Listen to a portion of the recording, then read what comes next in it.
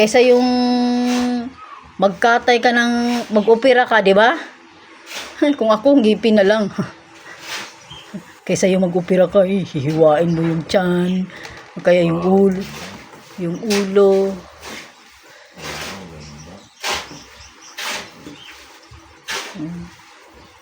So, yan, ganyan na yung magiging kulay niya.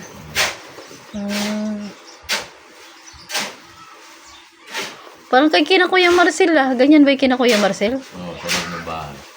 No?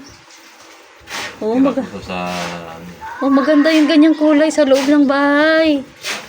Ganyan ang kulay ng anak niya dun sa ano. Ganyan na may pintura natin sa loob ng bahay natin. Kasi ano siya eh. Tawag nito. Maano yung kulay niya, yung matingkad. Tama ba ako? Matingkad yung kulay niya.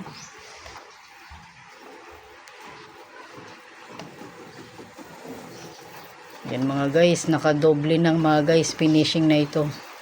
Ganon pala magpintura mga guys. Kailangan may doble pa para maganda talaga, no? Akala ko isang ano lang. Okay na 'yun. Yun pala, hindi pala. May doble pa pala ang tawag nito, finishing. Finishing na mayroon, no?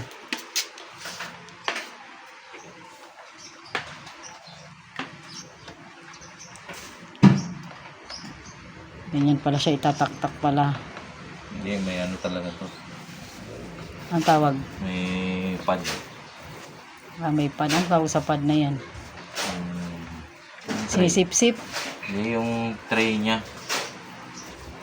Kasi yung nagpintura kami nung sa ano, nung sa tupad, tumutulo.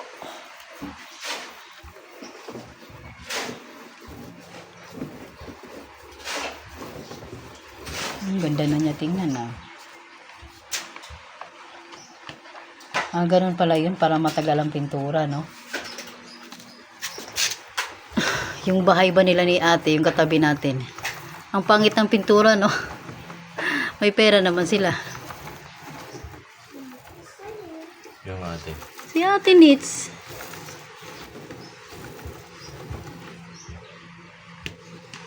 Hindi yata tayo nakapagpaalam dun. Di ba wala sila? Kaaway ni Ate Sally yun eh. Hindi sila nagpapansinan. Alam mo, galing pa lang niyan si Ate Sally. Marami nang magiging kaaway. Kasi nga, kaya hindi sila nakakaakay ng kapwa nila doon eh.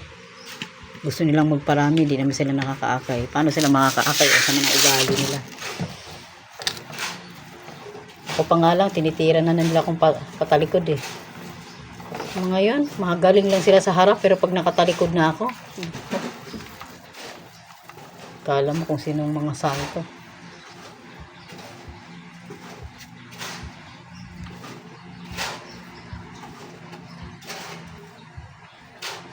Wow. Nice ah, ganda ah. Ouch!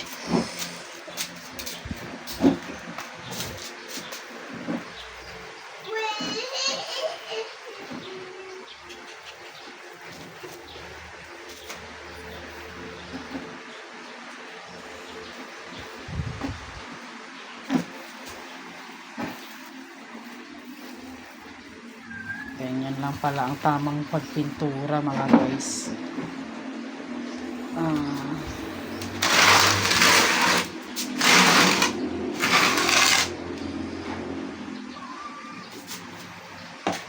Puta.